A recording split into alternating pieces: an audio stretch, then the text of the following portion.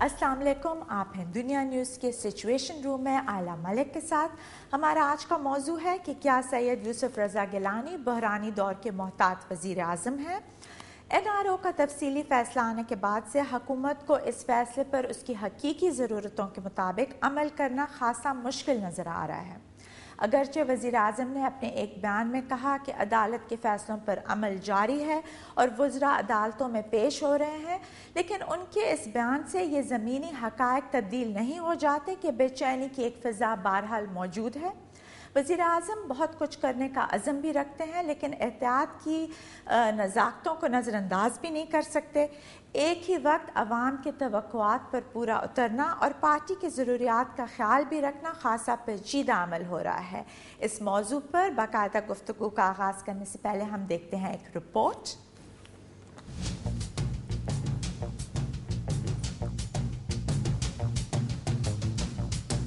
इंसाफ का सूरज अपने तुलू के लिए नए उफक तलाश कर रहा है। तारीकियों ने जान लिया है कि अब उनके लिए ठहरना मुश्किल होगा। कौमें जब अपनी जिंदगी के नाजुक दौर से गुजरती हैं तो बुलंद हौसलों के साथ साथ बड़े फैसलों की भी जरूरत होती है।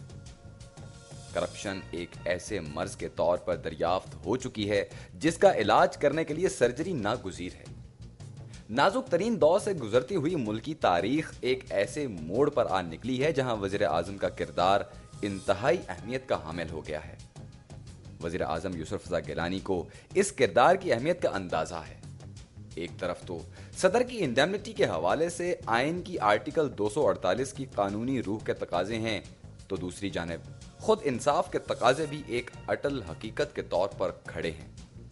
एक ऐसी फिजा बहरहाल मौजूद है जिसे अगर रियासतों के दरमियान टकराव का नाम ना दिया जाए तो बाहमी ताबून का नाम भी नहीं दिया जा सकता।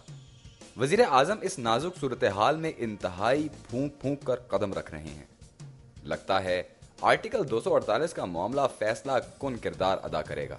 वज़ीर आज़म ने इस आर्टिकल से मुताल्लिक ये भी कह दिया है कि सुप्रीम कोर्ट इसकी तशरीह करे, और इस तरह वज़ीर आज़म ने गेंद फिर से अदलिया के कोर्ट में फेंक दी। इस लिहाज से आइंदा चंद हफ्तों को बहुत अहम कहा जा सकता है। देखना होगा कि वज़ीर आज़म इस सारी सूरत हाल को किस तरह हुकूमत, जमहूरियत और आवाम के हक में काबिल कबूल बना सकेंगे। नाज़रीन, आपने इस टॉपिक पे एक रिपोर्ट देखी। इस पे बात करने के लिए इस वक्त मुझे लाहौर स्टूडियो में ज्वाइन कर रहे हैं मोहम्मद ताहिर साहब, जो कि एक पॉलिटिकल एनालिस्ट हैं। अस्सलाम वालेकुम ताहिर। वालेकुम अस्सलाम आइला।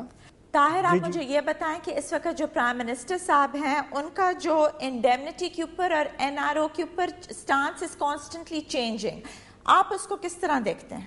देखिए आइला, इसके दो तीन पहलू है। एक पहलू तो यह है कि इसमें लीगल ओपिनियन क्या है इंडेमनिटी के हवाले से, और वज़ीर आज़म के हवाले से ये मामला है कि वो सियासी तौर पर उसमें कितना कंफर्टेबल है उस कानूनी तशरीह से। वज़ीर आज़म एक ऐसी पार्टी के वज़ीर आज़म है जिसके हेड जो है वो इत्तेफाक से सदर मुमलिकत आसिफ अली ज़रदारी साहब हैं। तो उनका कंफर्ट लेवल पार्टी के अंदर जो है वो ज़ाहिर है आसिफ अली ज़रदारी के साथ उस सूरत में नहीं हो सकता जब वो कानूनी तशरीह पर अमल करें जो कि कानूनी माहिरीन पेश करते हैं। कानूनी माहिरीन ये अर्ज़ करते हैं कि सदर मुमलिकत आसिफ अली ज़रदारी को इंडेमनिटी जो है वो मुकम्मल हासिल नहीं है, वो एब्सोल्यूट इंडेमनिटी नहीं है बल्कि क्वालिफाइड इंडेमनिटी है, जो कानूनी ज़बान में इस तरह बयान की जाती है कि सुप्रीम कोर्ट की तरफ से NRO को वॉइड अब इनिशियो करार देते हुए ये बात अब परसेप्शन की हद तक क्लियर हो चुकी कि NRO कभी तारीख़ में वजूद ही नहीं रखता था। गोया अब ये मामला आसिफ अली ज़रदारी की सदर मुमलिकत के तयन का नहीं है।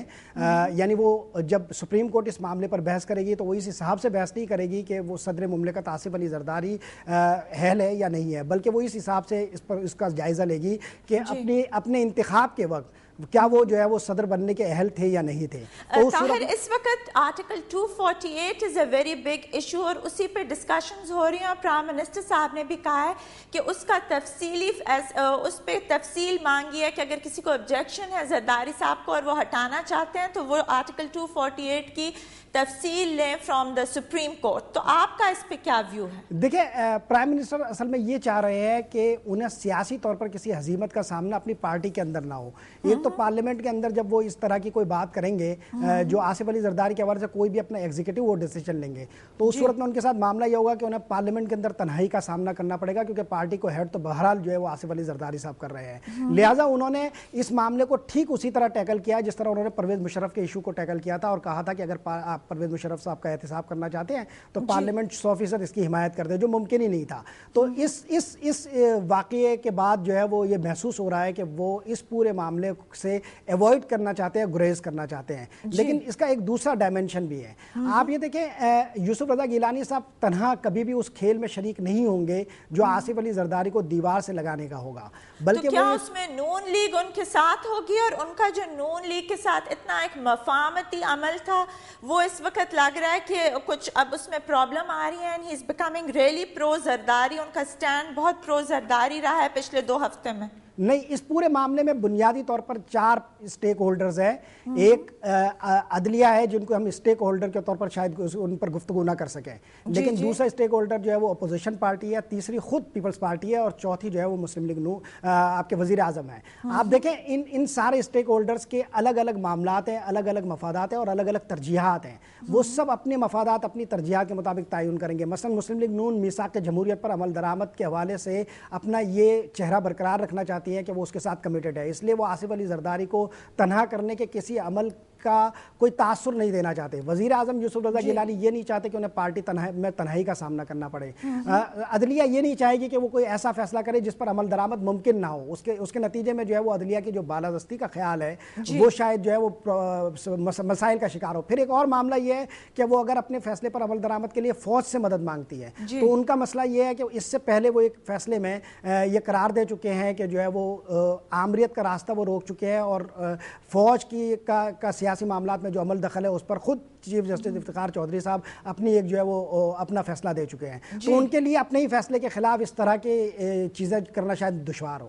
جی طاہر, ہم نے دیکھا کہ پیپلز پارٹی جب بھی عدلیہ کی بات کرتی ہے تو وہ کہتی ہے یہ پی سی او ججز ہیں, اور وہ ایک بہت کانفرنٹیشنل پاتھ پہ تھے ان کے ساتھ.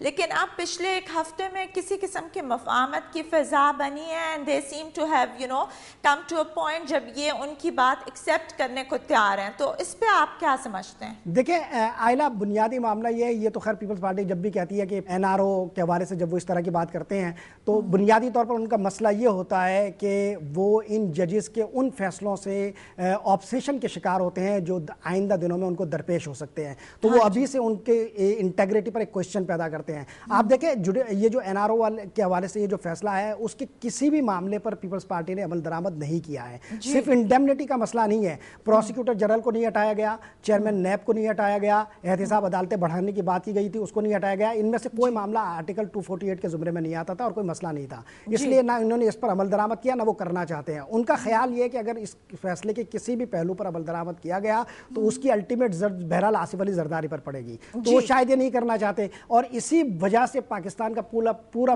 پولیٹیکل سیناریو جو ہے وہ سوالات کے نرغے میں ہے, سوالات کی زد میں ہے. جی طاہر, آپ مجھے ان دی اینڈ بتائیں کہ زرداری صاحب کا اس وقت لیگل سٹیٹس دیکھتے ہوئے آپ کو ان کا پولیٹیکل فیوچر کس طرف جاتے نظر آ رہا ہے؟ جی, میں آخری تجزیے میں دیکھتا ہوں کہ آصف علی زرداری صاحب شاید اپنا آئینی تحفظ برقرار نہ رکھ سکیں.